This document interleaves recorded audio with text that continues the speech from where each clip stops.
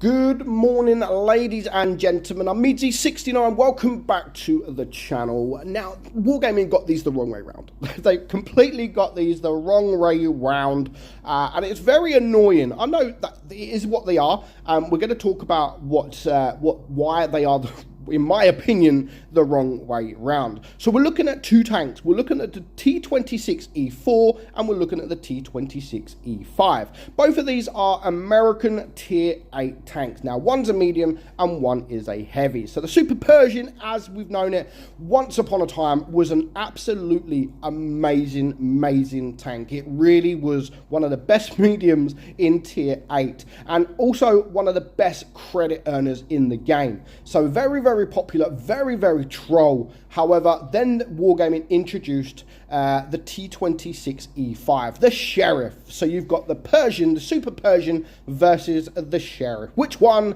is a better play? Which we are going to talk about. So we're going to look at both sets of stats.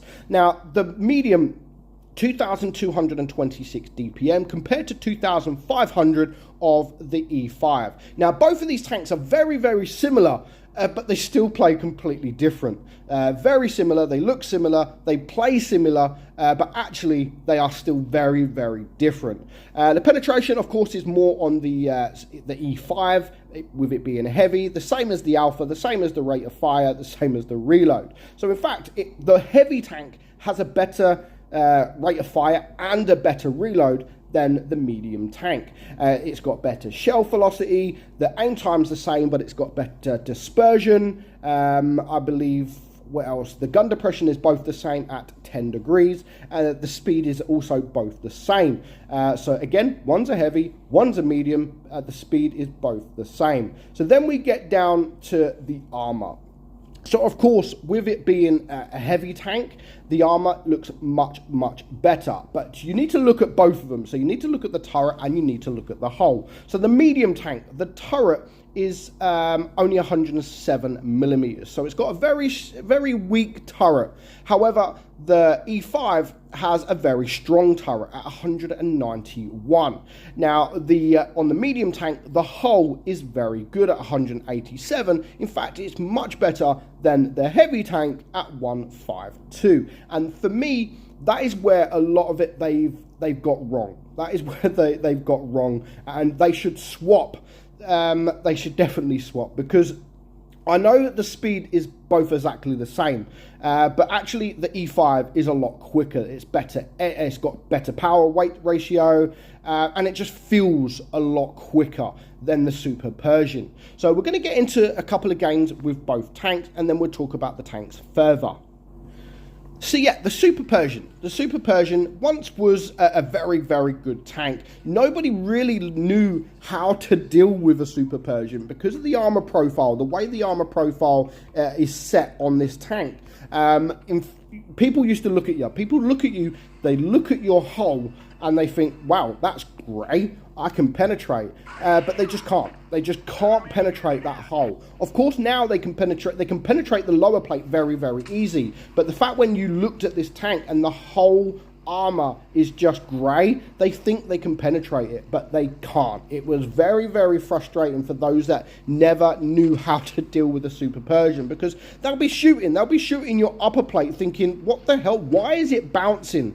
Not actually realizing the upper plate is very strong. Yes, the lower plate is weak and the turret is actually quite weak, especially if you're on flat ground. But not many people actually knew that. They didn't know that because it was grey.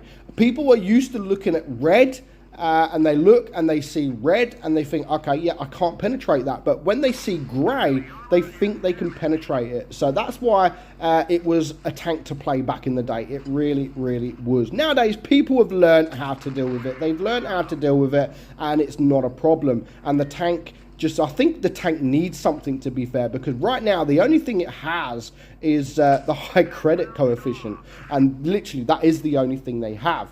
Now, what I do wish, and where I think Wargaming have actually gone wrong, is that speed.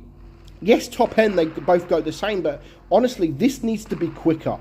This needs to be a lot quicker than it currently is, because that is one of my biggest downfalls with the tank. It's just not quick enough. For a medium tank especially, it just needs to be quicker, in my opinion. So let's just have a look at the Sheriff. So the Sheriff I absolutely love, and this is why I say it's very strange that you've got two tanks that pretty much look exactly the same, that play exactly the same. It's just different attributes. So one has a strong turret and one has a strong hull. Now this has a very weak hull, but again, it has a very, very strong turret. Now, I do wish they swap it round. I really do. I wish that the Super Pershing would actually have a strong turret, and this would actually have like a weaker turret, but a strong hull. But it's not bad. With 10 degrees of gun depression, of course it is nice, but even if they kept it the same, you know, fine, keep the armor profile the same, but just change the speed. You know, this feels like more of a medium tank than the Super Pershing does, but it's not. So that's the only change that I'd probably like. I'd probably like the Super Pershing a lot better if it was a lot quicker. But sadly it's not, which means I love the Sheriff a lot more than I love the Super Pershing. Which is a shame, because the Super Pershing is an old tank. It's an old time favourite.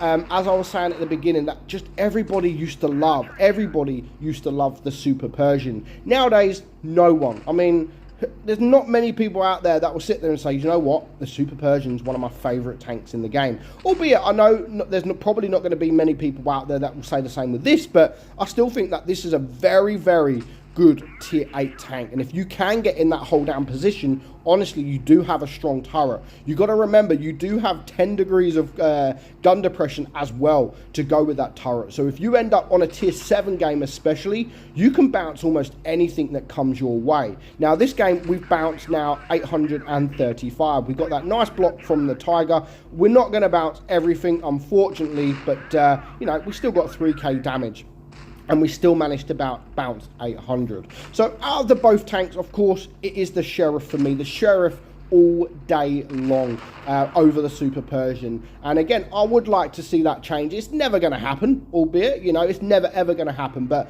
give the Super Pershing more power. Give it more speed. Make it something again like it used to be. But, you know, Wargaming are probably never going to do it. Let me know in the comments what tank you prefer out of these. Do you prefer the T26E4 or do you prefer the T26E5? Let me know in the comments below. But for now, I hope you enjoyed today's video. I'm meadsy69 and I will catch you all soon. Bye bye.